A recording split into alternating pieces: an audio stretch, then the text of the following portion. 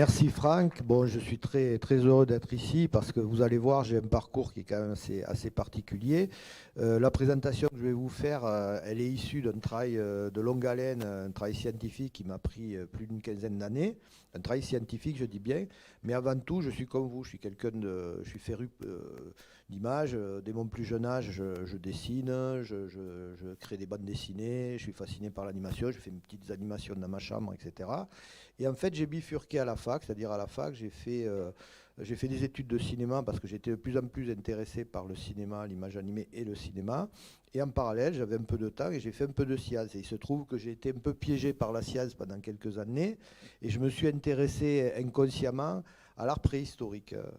Inconsciemment, pourquoi? Parce que j'ai découvert un peu tardivement l'art des cavernes, c'est-à-dire le premier art figuratif de l'humanité. Et ça m'a questionné, ça m'a interpellé. Donc j'ai fait des études, ça m'a pris plus de 15 à 20 ans. Mais j'ai compris tardivement que finalement j'étais toujours dans la même problématique qui est celle des origines de l'image, la fascination pour l'image en tant que créatif, parce que je dessine malgré tout, mais également une interrogation par rapport au statut de l'image et aussi à sa force narrative, à ses propriétés narratives. Et ça, c'est un parcours d'une vie, quoi. Ouais, j'ai mis 20 ans pour m'en rendre compte. En fait, j'ai fait de la science parce que j'étais fasciné par l'image et parce que je m'interrogeais sur la fonction de l'image narrative. Donc voilà, donc vous voyez, bon, j'ai ce double donc, statut à la fois créatif et scientifique.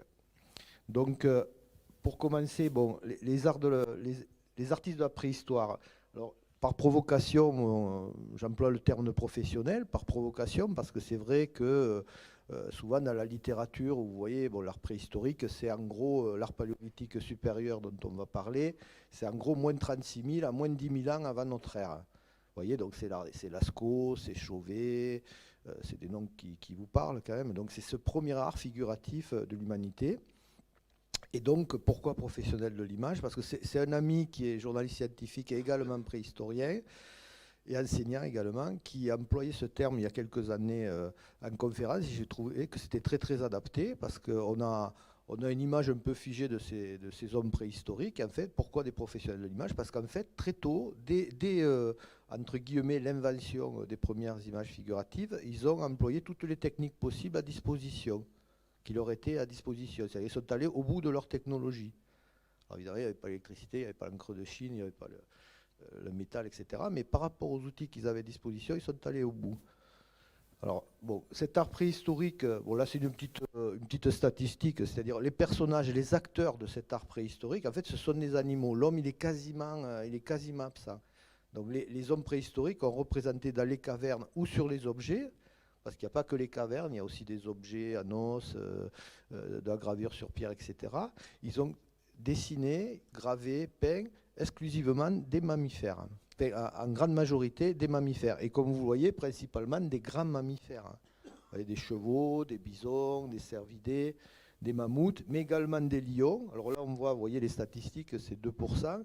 Mais en fait, dans certaines grottes, comme dans la grotte Chauvet, qui est une des plus anciennes de l'humanité, en fait, ils sont majoritaires. Donc, il faut faire attention avec les statistiques en préhistoire, ça peut bouger à chaque découverte. Mais globalement, ce qui est assez fascinant, on le voit très bien, c'est que quand même, ils sont plutôt intéressés par des grands mammifères plutôt que par des poissons, des insectes ou des oiseaux. Pourquoi? Parce que certainement, ça leur parlait plus, vous voyez, voilà, par rapport au comportement, etc. Une des clés, c'est certainement ça, c'est quelque part, ils se reconnaissent dans le mode de vie de ces animaux. Par contre, ils ne se représentent pas. Donc ça, c'est un des mystères de cet art préhistorique. Alors, pourquoi des professionnels de l'image? Ben, parce que voilà, ils maîtrisent, je vous dis, ils vont au bout de leur technologie pour représenter ces animaux. Donc vous avez des cas, par exemple, de polychromie, hein, à Lascaux, vous avez des ocres, voyez, des noirs, des ocres différentes couleurs. Enfin, suivant le chauffage de l'ocre, vous avez des rouges, des jaunes, etc. Donc, vous voyez, bon, ils maîtrisent, voilà, la technique est par le soufflet, ils soufflent du pigment, etc. Il y a différentes façons de faire ces polychromies. Mais vous voyez, bon, Lascaux, bon, évidemment, une des images les plus connues de notre humanité, un des premiers chefs-d'œuvre de l'humanité.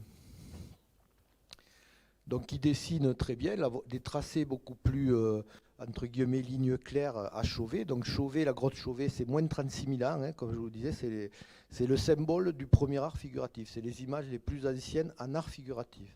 Il y a la question des origines de l'art, mais art abstrait, etc., qui sont peut-être plus lointaines, probablement plus lointaines, mais pour l'instant, les premières images, les premiers motifs figuratifs, c'est symboliquement la grotte Chauvet, et on est aux alentours de 36 000, 40 000 ans, vous voyez, c'est vraiment, voilà, c'est le symbole. Donc des dessins, vous voyez, très très réalistes aussi, hein, ils savent dessiner les animaux, ils savent les représenter dans des comportements précis. Donc là, vous avez des lions de caverne, des cavernes qui n'ont pas de crinière, les lions des cavernes n'avaient pas de crinière, et vous voyez, donc il y a un cheval à côté, et ils pratiquent aussi le modelé, vous voyez, sur les têtes, donc ils savent, avec le doigt, etc. Donc c'est voilà, c'est une parfaite maîtrise du dessin. De la gravure également. Donc là, je ne sais pas si vous le voyez bien, mais on voit une. Hein. Ouais, voilà. Ah oui, pardon, excusez-moi. Donc là, il y a un bouquetin, vous voyez, qui est représenté. Alors, c'est une gravure qui fait 15 cm. Là, elle est très, très agrandie. Donc, avec des silex, des petits silex, vous voyez, ils maîtrisent parfaitement sur des roches plus ou moins tendres. Hein, vous voyez, ils arrivent à faire vraiment ce qu'ils veulent, quoi. Donc, un bouquetin très réaliste avec, en plus, vous voyez, la particularité d'avoir des systèmes de démultiplication des pattes qui font penser un peu à de l'animation, quoi. Hein. Donc, il pratique également, alors ça c'est moins connu, là, le modelage et la sculpture. Ça c'est peu connu du grand public parce qu'il y a très peu de témoignages.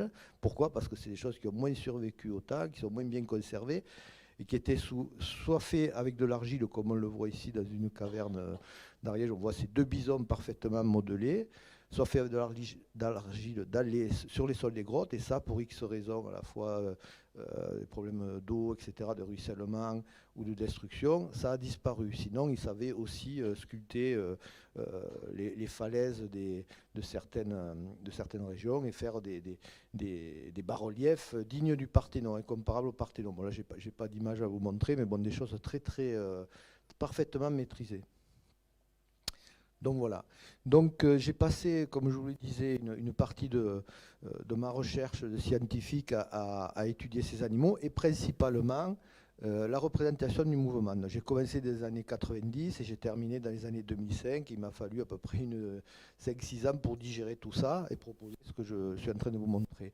Alors là, vous voyez, c'est pareil, c'est des profils de chevaux qui viennent de la grotte Chauvet, qui sont maintenant assez connus. Et vous voyez, ces 4 profils de chevaux avec des animations plus ou moins complémentaires qui font dire que soit c'est le même animal dans 4 positions successives, soit c'est 4 animaux différents, mais qui sont quand même dans une harmonie de dynamisme, quoi, si j'ose dire. Donc quelque part, on sent bien l'intention de donner vie à ces animaux. Alors, ce que j'ai fait pour ce travail, j'ai étudié en détail des milliers de représentations, principalement en France, mais également à l'étranger. Et vous voyez, j'ai essayé de classer tout ce que je pouvais voir par animaux et par type de mouvement. Et vous voyez, on a l'exemple du cheval qui est l'animal le plus représenté de l'art préhistorique. Hein. Et vous voyez, en gros, ils représentaient tous les mouvements possibles. Vous voyez, de l'encolure. Bon, je prends la partie de l'encolure, mais ça, je l'ai fait pour les pattes, je l'ai fait pour toutes les parties du corps. Donc c'est assez intéressant parce qu'on voit bien qu'il y a une volonté de traduire toutes les formes de mouvement. Alors, principalement sur une grotte, sur la grotte Chauvet, donc à l'échelle d'une seule grotte, si on prend le lion, on voit très bien également qu'ils ont traduit à peu près toutes les expressions faciales possibles pour cet animal. Vous voyez, il y a une volonté. On est loin de l'idée, je dis ça parce que pendant longtemps, l'art préhistorique, on a dit que c'était des symboles plus ou moins figés sur les parois. On n'allait pas très très loin dans la nuance, ça suffisait, ça arrangeait tout le monde, on a fait des théories, etc. C'est plus compliqué. Il y a beaucoup plus de différences qu'on ne le croit d'une image à l'autre. Avant d'être un symbole, l'image, elle a sa nature propre qui est de représenter la vie. Donc pareil pour d'autres parties du corps des animaux. Là, en l'occurrence, bon, c'est des choses un peu spéciales, vous voyez, mais la queue, par exemple, des bisons. Pourquoi ce détail? Parce que la queue des bisons, comme souvent chez les grands mammifères quadrupèdes, ça traduit, comme chez les chiens ou les chats, vous savez, l'humeur de l'animal. Donc c'est très intéressant de voir que les artistes de la préhistoire se sont intéressés à ce type de mouvement parce que ça traduit l'humeur du bison qui peut être très agressif et que les artistes de la préhistoire avaient souvent en face dans leur environnement, y compris pour les chasser. Donc ils se sont attachés, vous voyez, à traduire différents types d'expressions. Ça c'est très intéressant, oui. C'est comme le dessin animé, si on applique ça à la bouche, fait dans le manga, etc. Vous voyez, donc on sent bien qu'il y a cette volonté de donner vie et de traduire certains moments de vie. Alors, il se trouve qu'à travers cette étude des mouvements, assez rapidement, je me suis rendu compte qu'il y avait une minorité de figures, on ne peut pas dire que c'est généralisé, mais une minorité de figures, mais qui traversaient tout leur paléolithique, c'est-à-dire moins de 36 000 à moins de 10 000 ans. On avait des cas récurrents d'effets de décomposition du mouvement, c'est-à-dire de tracés multiples qui pouvaient, ça reste une hypothèse, qui pouvaient traduire une décomposition du mouvement. Donc très tôt, dès les années 90, je me suis rendu compte de cela. J'ai même publié un article très très tôt, mais j'ai eu besoin de faire une recherche assez longue pour pouvoir le démontrer, parce que c'était quand même une hypothèse assez novatrice et qui montrait bien que ces artistes étaient allés très très loin dans leur volonté de donner vie à ces animaux. Ils ont carrément essayé de traduire la dimension temporelle. Alors, j'ai pu mettre en évidence, justement, à travers ces études, deux types de décomposition du mouvement. La décomposition du mouvement par superposition d'images successives et la décomposition du mouvement par juxtaposition d'images successives. Je vais vous montrer un petit film pour illustrer ça.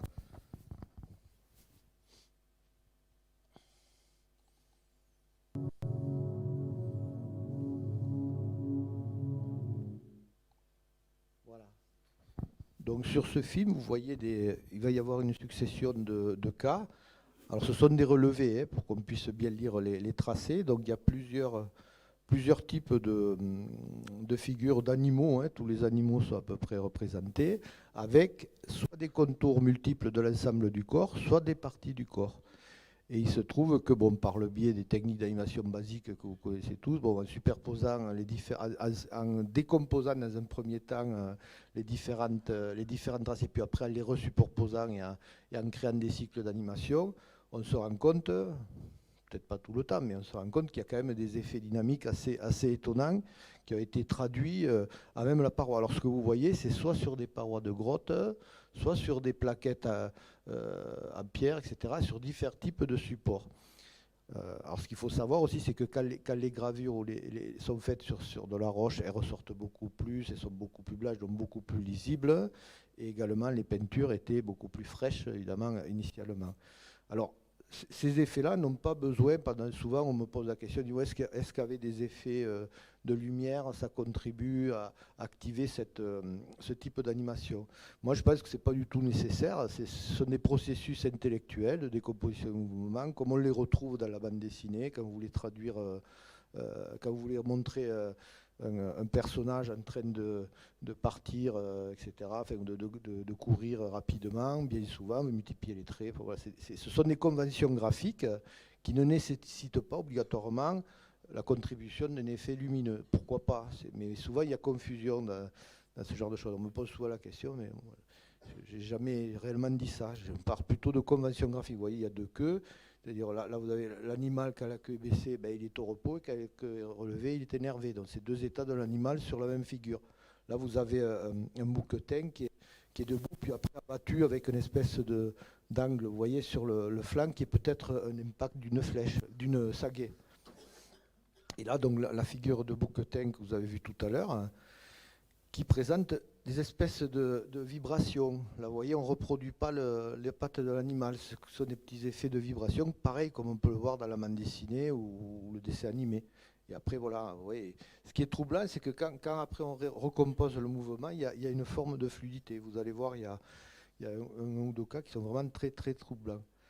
Alors, ça, un bison de la grosse chouette, pêle-mêle, tout ce que vous avez vu, ça va pareil, entre 36 et 10 000 ans. C'est une sélection de cas. Il y a plusieurs dizaines de cas. C'est une minorité, mais ça traduit bien le fait que certains artistes, probablement à un moment donné de leur création, se sont posé la question de traduire donc, ces effets de mouvement. Donc ça, c'est des gravures qui sont visibles au Portugal, qui sont vraiment volontaires. Ce ne sont pas des erreurs, vous voyez, ce ne sont pas des repentirs. Vous avez vraiment 3 tracés de d'encolure de l'animal, qui sont faits par piquetage. Ça prend énormément de temps. Vous voyez, on ponctionne la paroi. Là également, ce sont des choses faites par piquetage. Ce ne sont pas des erreurs, quoi. Vous voyez, c'est vraiment volontaire. Ça prend du temps pour être fait. Donc ça traduit une intention. Alors là, c'est une toute petite figure. Elle fait à peu près 5 cm. Elle est très agrandie. Et pareil, vous voyez, cet effet de flou au niveau des pattes. Et surtout, ce qui est remarquable, c'est que le tracé du sol est présent, ce qui est quasiment jamais le cas dans l'art paléolithique. Il présente pas Alors là, un cas d'un cheval qui pourrait être perçu aussi comme une mise en perspective de plusieurs chevaux. Mais quand on individualise chaque mouvement et qu'on les réanime, vous voyez, il y a quelque chose quand même d'assez troublant dans la fluidité, dans l'enchaînement de l'animation. Vous voyez, c'est quand même troublant. Donc ça a à peu près 15 000 ans, quoi. Et c'est sur une plaquette originaire de la Haute-Vienne, de la région Haute-Vienne. Donc c'est des gravures sur plaquettes. Il y en a il y a d'autres cas comme ça. Il y en a des centaines. Là, il n'y a pas de gravure sur les parois. Tout est sur des plaquettes, comme si c'était des croquis. Comme si c'était des croquis. Vous voyez, c'est la notion de croquis aussi. Ça, c'est important. Alors là, c'est par juste la position, c'est-à-dire à l'échelle d'une frise, dont les images sont successives. Et vous voyez cet animal, donc le lion des cavernes. Là, pareil, vous avez trois images successives. Et ces 3 images, alors soit c'est le même individu, soit il s'agit de 3 individus différents, comme je le disais précédemment pour d'autres images. Mais dans tous les cas, ce qui est important, c'est qu'il y a l'effet dynamique qui est traduit. Donc peu importe que ce soit 3 individus ou un individu, l'intérêt c'est l'effet, quoi. Et ça, vous voyez, ils sont allés très loin dans ce genre de choses.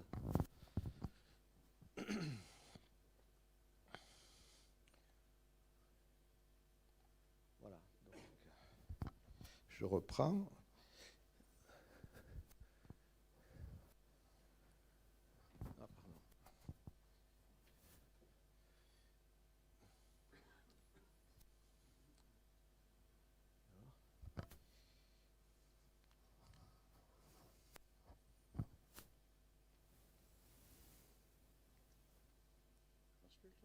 Je sais pas.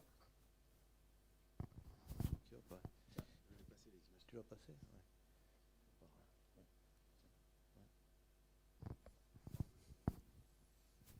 C'est bloqué. Le PowerPoint marche plus. Ouais. Désolé. Petit bug. Attends. Ouais. Attends, je vais redémarrer. Ah, ça y est. Je sais pas pourquoi. Donc voilà, donc vous l'avez vu, des images traduisant la vie, des effets de décomposition du mouvement. Et en fait, en poussant plus loin l'analyse, je me suis rendu compte que toutes ces images à mouvement, qui sont en fait la majorité des images, enfin, statistiquement, on est à peu près à 50% d'images sur l'ensemble de l'art paléolithique, mais si on raisonne sur les mouvements physiques, c'est-à-dire les mouvements représentés à même les parois. Mais si on fait rentrer d'autres paramètres que sont la lumière, vous voyez, qui est fluctuante, on est dans un cadre, dans un milieu où on utilise des lumières qui bougent, vous voyez, c'est soit des torches, soit des lampes à graisse, tout ça, mais qui sont vraiment dynamiques en elles-mêmes et qui contribuent également à animer certaines images qui apparaissent figées de prime abord quand on les observe. Et ça, c'est vrai que il faut vraiment être dans une grotte pour s'en rendre compte. Avec ce type d'éclairage, en fait, il y a tout qui bouge, quoi. Donc certainement qu'on est dans un système de représentation qui est vraiment très très dynamique et qui a pour objectif de traduire des moments de vie liés aux différentes espèces qui sont représentées. Alors, je me suis appuyé, j'ai analysé, en fait, ce qui s'est passé, c'est que j'ai analysé tous les mouvements que vous avez vus, bon, etc. Enfin, par exemple, des affrontements entre bisons, fait des chevaux en train de courir, ou des scènes de préaccouplement, comme on dit, tout ça. Et en fait, j'ai répertorié tous ces types de mouvements et j'ai essayé de voir ce que ça pouvait donner. Et je me suis rendu compte qu'en fait, les animaux les mouvements pouvaient s'associer entre eux, comme je vous disais, par exemple, un bison affrontant un autre bison. Ces systèmes, ces associations de mouvements pouvaient également s'associer entre elles et constituer des séquences. Et ces séquences pouvaient aussi également s'associer entre elles et constituer des continuités qui sont à la base d'un système narratif. C'est ce que j'ai essayé de mettre en évidence. Je me suis appuyé sur les travaux de Philippe Saué, donc qui est canadien, qui a travaillé sur la narration graphique, l'image du récit dans l'histoire de l'art. Donc j'ai mis en place un système de classification avec des niveaux, avec 4 niveaux de narrativité entre guillemets, et j'ai essayé de voir si on pouvait les mettre en évidence dans l'art paléolithique. Donc avec le niveau 1 qui est l'action individuelle, c'est-à-dire l'animal par exemple en train de courir ou agressif, etc. L'action collective de la scène, c'est-à-dire l'animal en train d'affronter un autre animal. Le niveau 3, le séquençage linéaire, c'est-à-dire par exemple un lion surveillant sa proie, puis après un lion poursuivant sa proie, etc. Et puis là, le niveau 4 qui est beaucoup plus complexe, qui fait que sur un même panneau, une même composition, on a différents types de récits. Donc j'ai essayé de voir si ça marchait dans l'art paléolithique, et effectivement, ça a marché. Et je vais vous montrer, dans le cadre de la grotte Chauvet, donc toujours pareil, qui est un peu le symbole aussi de ma démonstration, parce qu'on est aux origines de l'art figuratif. Donc c'est une grotte qui est en Ardèche, qui contient à peu près 1 millier de dessins, donc 450 représentations, et dont la fréquentation de l'homme s'est étalée entre 37 000 ans et 28 000 ans. Alors voilà, vous voyez, c'est le plan de la grotte, c'est à peu près 250-400 mètres de déplacement pour aller aux différents coins de la cavité. Et au fond de cette grotte, vous avez ce qu'on appelle la salle du fond, que je prends pour exemple parce que finalement, elle va me permettre de faire la démonstration que les 4 niveaux de narrativité dont je vous ai parlé sont atteints rien que dans cette partie-là de la grotte. Alors vous avez un grand ensemble là, qui est une très grande frise qui fait plus de 10 mètres de long avec des bisons, des lions, des rhinocéros, des mammouths, etc. Fait, à peu près tout le bestiaire de la grotte est représenté et forme une espèce de synthèse. Donc on se rapproche, vous voyez, donc le grand panneau, une composition assez importante. Et si on regarde... Voilà. Si on regarde de part et d'autre, par exemple, de ce grand panneau, donc de cette grande composition, on va voir qu'un des animaux les plus représentés dans la grotte est mis en action pour constituer un système narratif. Donc à gauche, on voit des lions des cavernes. Vous voyez, là, il y a donc ces 3 lions des cavernes. Alors, ce qu'il faut savoir, c'est qu'ils sont quasiment grandeur nature. Il faut entre 2 et 3 mètres de long. Ils sont quasiment grandeur nature. Et ils sont dans la position caractéristique de l'affût. Vous voyez, comme quand vous voyez dans les films naturalistes, ou même votre chat, ou je ne sais rien, qui baisse la tête et qui regarde, il met les oreilles en arrière. Ça, c'est typique de l'affût. C'est-à-dire c'est un animal agressif ou qui va sauter sur sa proie. Donc là, on voit bien, les oreilles sont en arrière. Vous voyez, donc attitude de l'affût. Donc c'est une action collective, c'est-à-dire il y a l'affût de cet animal, l'affût de cet animal, donc les 3 sont associés, les 3 comportements sont associés. Donc ça constitue déjà une scène. Alors, est-ce que ces 3 animaux surveillent une proie qui pourrait être ce rhinocéros qui est sur une partie de la paroi, ou est-ce qu'ils surveillent le visiteur, parce que quand on rentre dans cette grotte, en fait, là on le voit, on est de côté, mais en fait on est quasiment dans le point de vue des animaux. C'est assez troublant, mais si vous arrivez avec un éclairage, vous êtes presque face donc il y a un jeu peut-être graphique voulu par les artistes, interactif entre guillemets, qui fait qu'on est, voilà, on a ce sentiment d'agression entre guillemets qui est sur la paroi. Alors de l'autre côté de cette grande composition que je vous dis qui fait à peu près une dizaine de mètres, on a le même animal, le lion des cavernes. Quand je dis le même animal, c'est le même thème, hein, le même thème animalier, le lion des cavernes, qui là est en train de se déplacer de droite à gauche avec des animaux adultes, probablement des jeunes, etc. Les 2 sexes sont mélangés, hein, parce que les lions des cavernes n'ont pas de crinière, donc les 2 sexes sont mélangés, on les reconnaît plus ou moins à la finesse de leur tête, et on voit qu'ils sont vous voyez, en train de courir, sauf que les artistes sont juste représentés, vous voyez, ces systèmes d'abréviation, juste la tête et l'encolure tendue vers l'avant, et sur 2-3 individus, vous voyez, les pattes en avant, quoi, pour bien montrer qu'on a un groupe en train de poursuivre des proies qui sont matérialisées là. Vous voyez, donc là vous avez des bisons qui sont eux en train de s'enfuir. Donc là, on a une autre scène, entre guillemets, qui est une scène de chasse, qui a été qualifiée de scène de chasse. Alors ce qui est intéressant, c'est que si vous regardez de chaque côté de ce panneau, vous avez deux moments de la chasse en fait du même animal, c'est-à-dire l'affût de la proie et ensuite le prédateur qui affronte donc sa proie. Alors ce qui est intéressant, c'est que si on continue tout au long de cette salle, on va voir qu'il y a d'autres comportements agressifs qui reprennent d'autres moments de la chasse. Alors là, par exemple, vous avez sur un angle paroi, c'est-à-dire ça, c'est fait sur un angle de la paroi, et la tête, elle est vraiment sur l'angle, et la partie avant de l'animal, elle est sur un autre plan de paroi. Vous voyez, il joue avec, vous voyez, avec les reliefs. C'est pour ça qu'il faut aller dans des grottes pour voir comment ça se passe.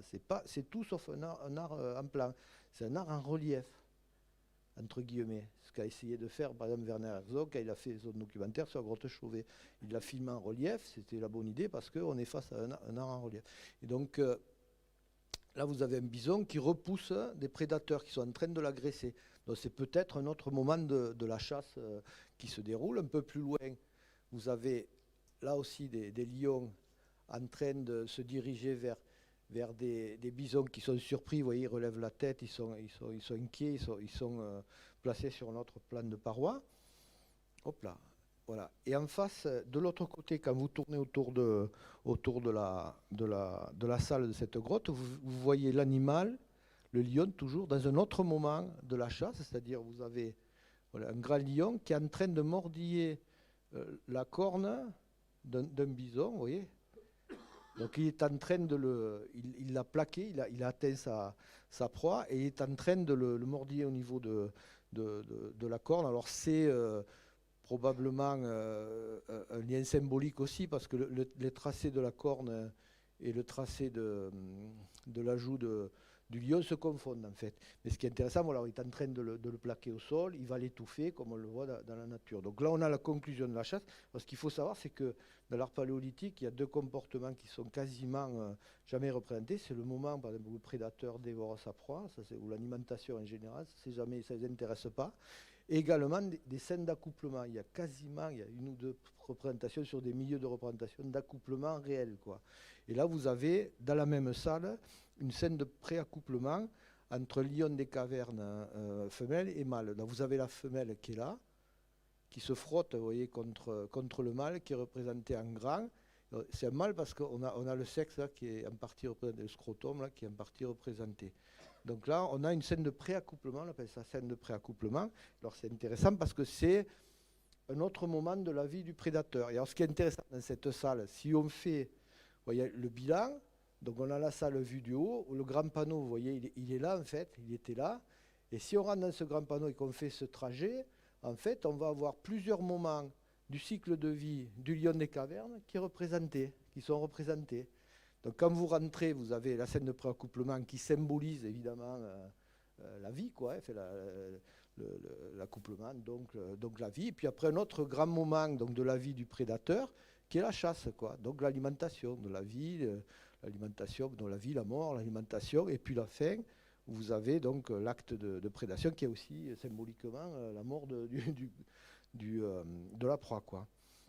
Donc vous voyez, donc une mise en place de scènes qui forment un séquençage avec différents moments donc, de la vie de l'animal. Pourquoi ils ont fait ça? Ça, on ne sait pas, mais ce qui était intéressant, et moi c'est quelque chose qui n'avait jamais été fait dans l'art préhistorique, je vous dis souvent on parlait de symboles, on parlait de ce qu'on voulait, mais on s'était finalement très peu intéressé au mouvement, et moi m'intéressant au mouvement, en fait, je me suis rendu compte que le mouvement, il contribuait à mettre en place un système narratif. Et ça, c'est fondamental. Et ce que vous avez là, je vous dis, c'est moins de 36 000 ans. Ça veut dire que, en gros, dès les origines de l'art figuratif, on est déjà dans un système narratif. C'est-à-dire que l'artiste préhistorique exploite d'emblée les propriétés narratives de l'image. Alors, une autre grotte, à titre d'exemple, qui est moins connue, que j'ai étudiée personnellement, qui est sur l'agglomération de Nîmes, dans le sud de la France, sur une agglomération dans les gorges du Gardon.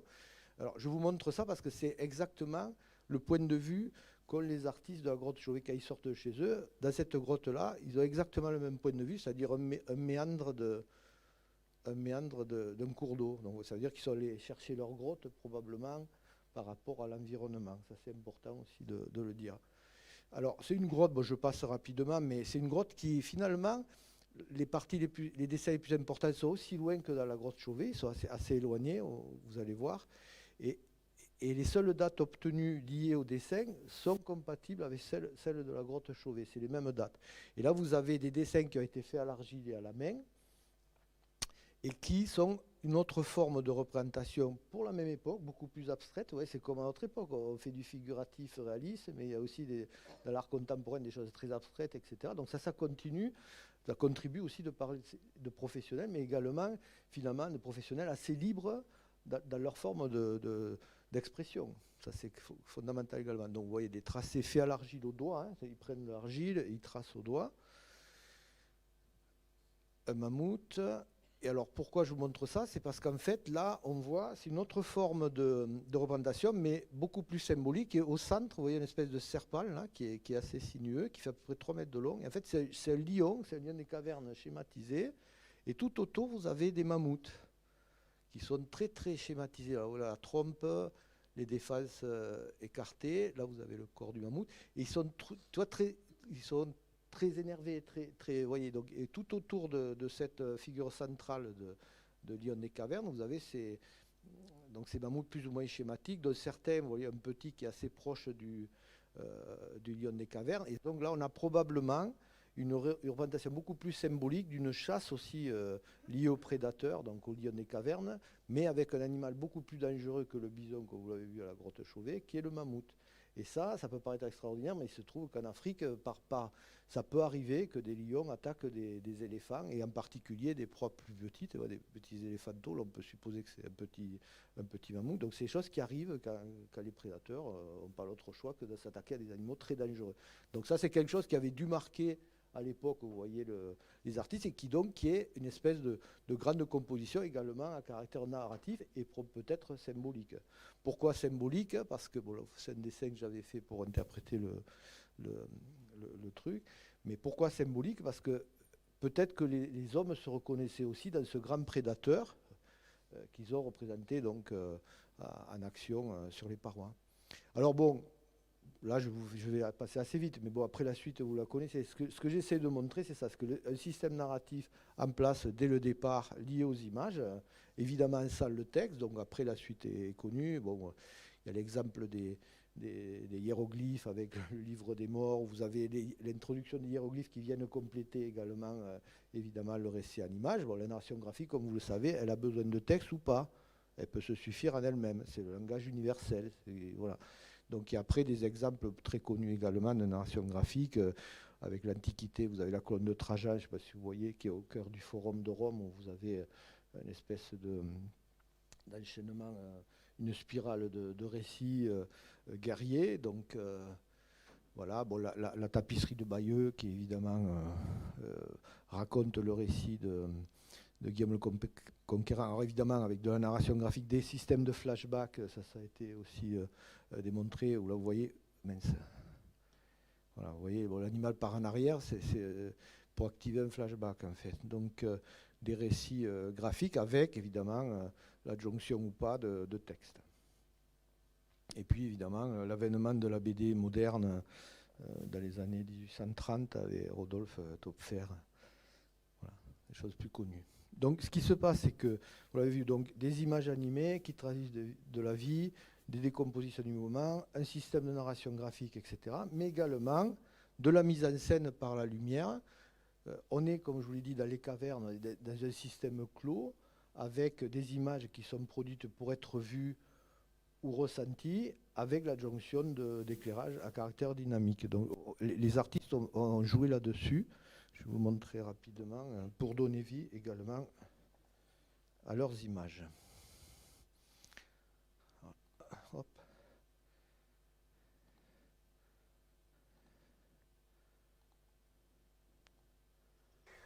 Vemos el bisonte.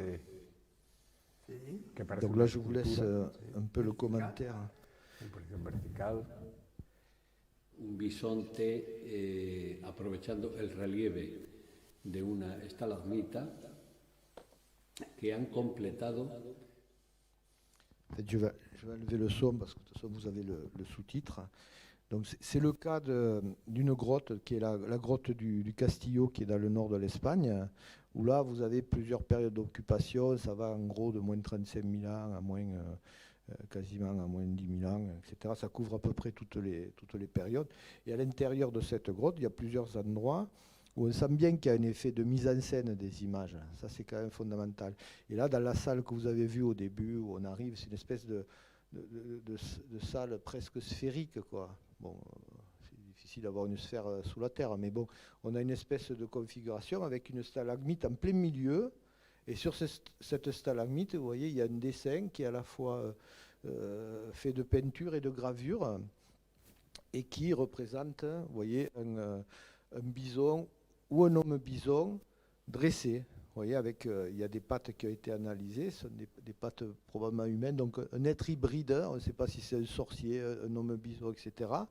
Et donc cet animal est dressé et il est représenté, vous voyez là, il est représenté sur cette stalagmite qui est au cœur de la salle et qui, vous allez voir, a une fonction assez particulière. Une fois que l'on met en image voilà, vous allez voir ce que ça donne. Vous voyez, si on utilise un éclairage, on se rend compte que ça projette, vous voyez, une ombre contre le mur derrière, qui reproduit à peu près l'image de cet homme bison. C'est assez spectaculaire, parce que là, effectivement, ça reste une hypothèse. C'est le préhistorien belge Marc Grenen qui a fait cette proposition avec le guide qui est présent à l'image également, le schéma. Mais donc ils se sont rendus compte en projetant l'image. Alors c'est vrai que ça peut paraître fortuit, mais bon, comme vous l'avez vu sur ce pilier stalagmitique, dans cette grosse stalagmite, vous avez la même image. Donc voilà, donc on peut voilà, c'est assez intéressant parce qu'effectivement, quand vous utilisez un éclairage dans les grottes, vous faites sortir des images très facilement, etc. Alors parfois c'est fortuit, ce sont des projections, mais il y a de fortes chances que les images vont aussi provoquer la création d'images, vous voyez. Provoquer la création d'images ou aider justement à la mise en scène de ces images. Et aider à la mise en scène de ces images. Donc voilà, c'est un peu l'exemple de cette vidéo. Voilà, je reprends vite. Voilà. Donc, alors ce qui s'est passé, c'est que voilà, donc mise en scène des images, des compositions du mouvement, etc. Et très tôt, en fait, je me suis posé la question, ils ont essayé de décomposer le mouvement, mais est-ce qu'ils n'ont pas essayé aussi de le recomposer? Et je dis, est-ce qu'il n'y aurait pas des mécanismes qui auraient été inventés voilà, de manière ingénieuse? Alors évidemment, c'était assez farfelu comme question, mais bon, voilà, c'était une question. Et il se trouve qu'en 1990, donc très tôt dans ma recherche, je suis tombé sur cet objet qui est au musée national des antiquités, musée national d'archéologie de Saint-Germain-en-Laye. Et donc, il se trouve qu'il y a un objet, donc une plaquette en grès qui fait à peu près 15 cm, qui, de chaque côté, représente un renne, comme vous le voyez là, représenté dans deux positions différentes. Alors, est-ce qu'il s'agit là également de deux rennes dans des positions différentes, ou du même renne dans des positions différentes? Vous avez à gauche un renne qui est encore debout en train de s'affaisser du postérieur, et à côté et à droite, vous avez un renne avec les pattes fléchies sous le corps. Donc, il se trouve qu'en 2000, quelques années après, bon, j'avais gardé au chaud cette hypothèse, je l'avais même publiée, mais je l'avais complètement oubliée dans mon esprit, comme si je m'étais auto-censure en me disant, là, tu vas trop loin, tu déconnes, enfin bon, voilà, pour parler un peu, tu vas trop loin dans la spéculation, il faut que, voilà. Donc, pendant 10 ans, j'ai fait les recherches que vous avez vues, mais j'avais complètement oublié cette hypothèse, alors que je l'avais publiée, mais j'avais oublié dans tous les articles qui ont suivi. Puis en 2007, j'ai un ami qui m'a dit, écoute, je pense que j'ai trouvé là aussi un autre cas qui confirme ton hypothèse, qui est cet objet qui correspond donc à ce qu'on appelle des rondelles découpées. Donc ce sont des petits objets qui font à peu près 3 à 5 cm en os, et qui sont soit des boutons, soit des pendeloques, vous voyez, qui ont été utilisés, qui sont assez connus dans l'art des Pyrénées, etc. Et là, si vous avez cette pendeloque, où de part et d'autre, vous avez un isard, donc un chamois, qui est représenté lui aussi dans deux positions différentes, debout et avec les pattes affaissées. Donc, on a essayé d'expérimenter pour voir ce que ça donnait si on recomposait l'animal, si on recomposait l'objet, et vous allez voir ce que ça donne. Moi, je vais passer un peu vite. Donc, on a refait l'objet. Donc, c'est une rondelle qui est issue d'une omoplate de bœuf. Vous voyez, donc mon collègue Florent River l'a refait à l'identique. C'est un spécialiste de l'expérimentation. Il est souvent sollicité sur les documentaires, justement, pour refaire des objets, ou également pour les musées. Il a tout un savoir-faire pour reconstituer les objets. Donc il a reproduit la rondelle avec l'animal. Bon, là, il a utilisé le crayon parce qu'il fallait quand même assez vite. Et après, avec un silex, vous voyez, il a refait la gravure. Il a respecté donc, le positionnement de part et d'autre de l'objet. Hein. Et voilà, il a fait la gravure, donc il a fait la gravure avec un silex. Il a utilisé du pigment pour faire ressortir, vous voyez, faire ressortir la gravure d'un pigment naturel avec du manganèse et de la graisse, je crois.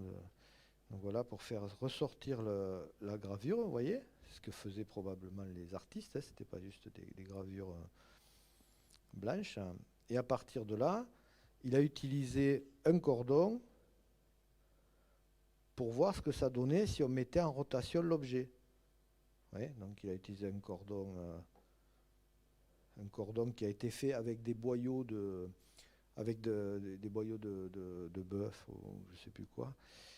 Donc vous voyez, il va mettre le fil autour et puis il va mettre l'objet en rotation.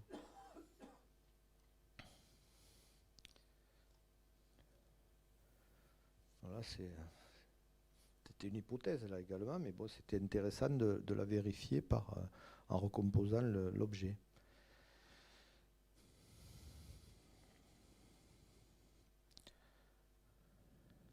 Là, vous allez voir un gros plan, évidemment.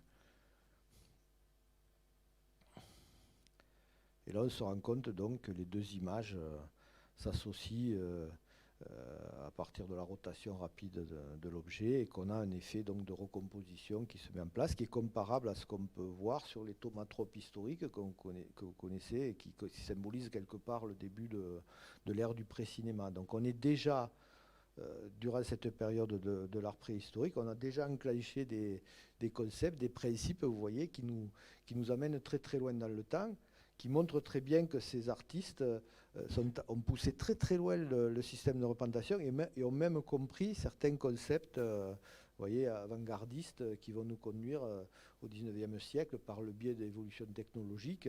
La limite, en fait, c'est ça, c'est qu'intellectuellement, les artistes de la préhistoire, intellectuellement, ils sont comme nous, vous voyez, c'est des sapiens, ils ont les mêmes capacités intellectuelles, etc. Le seul truc, c'est qu'ils sont limités par leur technologie. Et là, vous voyez, malgré les limites de leur technologie, ils sont allés très très loin dans ce qu'ils pouvaient faire avec les images, en termes de narration, en termes de dynamique, etc. Donc là, vous allez voir, hop, il y a toujours un blocage. Ouais. Je ne sais pas pourquoi. Ah voilà. Donc voilà, c'est l'analogie avec le tomatrope historique que vous connaissez. Bon, après l'histoire, la suite, on la connaît, hein, je ne vais pas vous la refaire jusqu'au virtuel, etc. Alors, en conclusion, c'est ce que je vous disais là, c'est qu'ils sont allés très très loin dans leur façon de concevoir des images et d'exploiter les propriétés à la fois dynamiques, cinématographiques, narratives de ces images. On peut dire qu'ils ont pressenti certains concepts. Bon, je prends toujours des guillemets, j'y vais avec des pincettes, mais bon, c'est assez troublant, comme vous l'avez vu. Ils sont allés très très loin là-dedans, dans la mise en scène des images également. Donc, voilà, le principe même de la salle de projection, il est quelque part abordé intellectuellement. Donc voilà, donc c'est pour ça que, vous l'avez vu au début, j'ai employé le terme de préhistoire du cinéma, qui m'a parfois été reproché par certains collègues en me disant « mais tu vas trop loin ». Tu vas trop loin, ils étaient d'accord avec tous mes résultats, mais ils disaient ouais, tu vas trop loin. Et pendant longtemps, j'ai hésité. Puis après, j'ai dit non, maintenant, non, je ne vais pas trop loin. C'est parce que dans votre idée, le cinéma, c'est obligatoirement l'écran de projection. C'est pas ça le cinéma. Le cinéma, c'est la synthèse du mouvement. Et la synthèse du mouvement, elle est obtenue par le petit objet là, que vous avez vu qui tourne. Et ça, c'est Laurent Manoni de la Cinémathèque française qui me l'a confirmé. Il dit oui, c'est vrai que c'est troublant. S'ils sont parvenus à ça, eh ben, voilà, vous avez la définition physique du cinéma qui qui est atteinte. Donc voilà, moi j'ai le concept de projection, j'adore le cinéma, mais vous avez des smartphones, vous avez d'autres systèmes immersifs, on est tout, voilà, le truc c'est l'image mouvement, voilà, et narrative. Donc pour terminer, un petit clin d'œil donc évidemment à Georges Méliès, vu qu'on est dans le festival Méliès. Et donc cette phrase qui est dite par Georges Méliès à la fin du film Hugo Cabret, toute histoire du cinéma devrait commencer avec les pictogrammes de la grotte de Nyon. C'est dit par Méliès dans le film. Je sais pas, je pense que voilà, c'est romancé, mais qui prouve bien que même dans le cas de ce genre de film, on a tous cette intuition que ça remonte à très très loin et que finalement, dès la première image, on est engagé dans un processus qui nous fait aboutir obligatoirement dans ce que l'on vit aujourd'hui, c'est-à-dire l'image narrative et immersive. Voilà, je vous remercie. Bravo, merci. En tout cas, ce qui est sûr, c'est que Méliès nous faisait rêver et que Marc aussi nous fait rêver pas mal, quoi. Est-ce que certains d'entre vous ont des questions? Ah. Bonjour.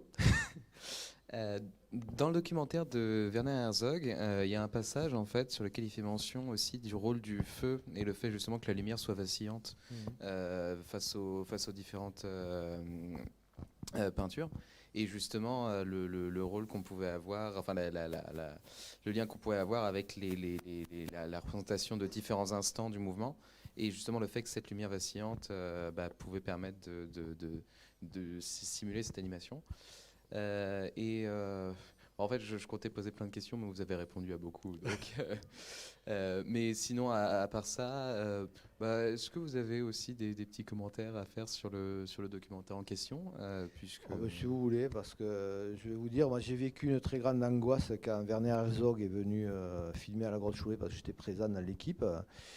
Et j'étais assez angoissé, assez déçu par le cinéaste, hein, parce que j'apprécie quand même plutôt, je vous parle, j'ai aucun complexe à en parler, hein. J'apprécie plutôt son œuvre, et notamment ses premiers films plutôt quand même, hein. Et là, je n'ai pas senti réellement une envie de communication, déjà avec les scientifiques, je n'ai pas trop senti une envie de connivence. Et j'ai eu une très très grande angoisse parce que j'avais fini mon doctorat. J'avais commencé, alors j'avais pas publié mon livre Préhistoire du cinéma, je t'ai amené, voilà. Et je n'avais pas encore fait cette publication grand public. Et là, je me suis dit, bon, c'est foutu, il va comprendre, hein, il va traiter le sujet. J'avais déjà en tête de faire un documentaire. Et donc, Jean-Claude, donc, qui était le directeur de l'équipe scientifique à l'époque, et un grand préhistorien, lui, par contre, Werner Herzog avait compris que c'était un bon client. Oui, il savait que c'est un bon client, donc, etc. Donc, il communiquait. C'est rare, un des seuls vraiment avec qui il communiquait, Herzog. Et Claude a dit, ah ben il faudrait que vous voyiez le travail de Marc, parce que j'avais déjà fait mes petites animations. J'ai dit, oh, ça, c'est foutu. J'ai dit, ça, il va partir là-dedans. Et en fait, ce qui s'est passé, c'est que j'ai montré mes petites animations, mes effets de décomposition que vous voyez au début. Et j'étais blême, quoi, hein, je l'ai fait par force, quoi. Et parce qu'il n'y avait pas de volonté de communiquer, vous voyez. Donc, moi, je suis très déçu par ce cinéaste. Et donc, j'ai fait ça, j'ai dit, c'est foutu, il va pitcher là-dessus, quoi, il va foncer là-dessus. Et en fait, j'ai vu le documentaire tardivement, j'ai attendu 1 ou 2 ans de le voir, parce que je n'avais pas envie de le voir. Et très mauvais écho, d'ailleurs, hein, sur le résultat. Et j'ai vu qu'au début, effectivement, il parlait de proto-cinéma et tout ça. Mais en fait, il part très vite sur d'autres choses. Donc il en parle, il parle de ce que vous avez dit, mais finalement, et au bout du compte, il passe à côté du sujet. Parce qu'il y avait le bon pitch, enfin, sans aucune prétention de ma part, hein, mais bon, j'ai eu la chance de travailler pour un réalisateur ou un artiste. Enfin, voilà, là c'est Kéops, quoi. Enfin, pour la France et pour l'humanité, c'est un joyau. Vous voyez, c'est le début de l'image, quoi. C'est le début de la culture, c'est le début de tout ce que vous vivez ici, quoi. Et là, un grand cinéaste, finalement, moi j'étais relativement déçu du résultat, moins que prévu, mais il a traité autre chose. Je pense qu'il est passé à travers. Et alors, juste pour dire ça, c'est que du coup, ce qui est bien, c'est que moi, par rapport, enfin, je vous le dis par rapport à vous, étudiants, c'est que du coup, ça m'a boosté. Je me dis, putain, il faut que je fasse mon film. Et donc, j'ai fini mon livre assez rapidement. Enfin, je te raconte. Et derrière, vite, je me suis vraiment motivé pour faire le film. Et j'ai pu, après, arriver à le faire Ça a été diffusé sur Arte en 2017, je crois, etc. Et où là, j'ai pu dire ce que j'avais à dire, hein, qui correspond à ce que vous avez là. Voilà. Et on projetera ton film, aux étudiants aussi. Ouais. Tu viendras nous parler de tout ça. Je pense que juste avant de finir, parce qu'il faut qu'on enchaîne toutes les conférences. Alors tu travailles sur quoi en ce moment? Alors j'ai plusieurs documentaires, mais notamment un documentaire justement que je suis en train de monter, là j'étais en Espagne, je suis en train de monter sur une expérience qui a eu lieu l'année dernière et je compte le finir pour la fin de l'année prochaine avec 7 dessinateurs assez connus, Étienne Davodo, Edmond Baudouin, Emmanuel Guibert, Troups Prudhomme, Chloé Cruchaudet, donc qui se sont retrouvés pendant 10 jours dans une grotte ornée et qui ont eu libre cours qui ont laissé libre cours à leur imagination, qui ont décoré toute une grotte. Donc c'est une expérience qui est un peu passée inaperçue l'année dernière. Il y a eu un article dans Zadig, je crois, etc. Mais voilà, et donc on a tout capté et je suis en train de finir. Donc là, tu fais un film dessus avec ces gens-là. Plutôt immersif, c'est-à-dire pour être avec eux et juste montrer ce qu'ils ont fait. Pas et plus. mon petit doigt m'a dit que tu travaillais aussi sur des cloîtres. Voilà, et après j'ai un autre gros projet lié au cloître, à des cloîtres médiévaux, donc plutôt localisés en Occitanie et qui sont à l'origine d'un des plus gros musées américains, new-yorkais, le plus gros musée aux États-Unis sur l'art médiéval, qui est le musée des cloîtres. Alors c'est extraordinaire parce que c'est la reproduction, en fait, en gros, ce musée au nord de New York, c'est la reproduction d'un cloître des Pyrénées-Orientales, grosso modo, je la fais brève, et dont l'architecture est basée sur quatre cloîtres en partie remontés depuis des vestiges de cloîtres d'Occitanie assez connus. Donc c'est quelque chose qui a été construit, c'est un musée qui a été construit dans les années 40. Il y a toute une histoire donc sur le démontage de ces cloîtres qui ont traversé l'Atlantique et qui ont donné naissance à un musée qui est également pour moi immersif. C'est-à-dire, voilà, les Américains, ou un musée sur le Moyen-Âge, il faut reconstituer une abbaye. Ouais, c'est l'état d'esprit. C'est quand même fou que, encore une fois, les Américains sont venus chercher chez nous tout ça. Alors on dit qu'ils nous ont pillé, ils ont pillé, les fragments ont été vendus. Et les fragments ont été vendus. Voilà. Je pense qu'on peut applaudir Marc. Bravo, merci beaucoup pour ton partage. Mais merci beaucoup. Tu es toujours le bienvenu chez Georges Méliès. C'est toujours un plaisir.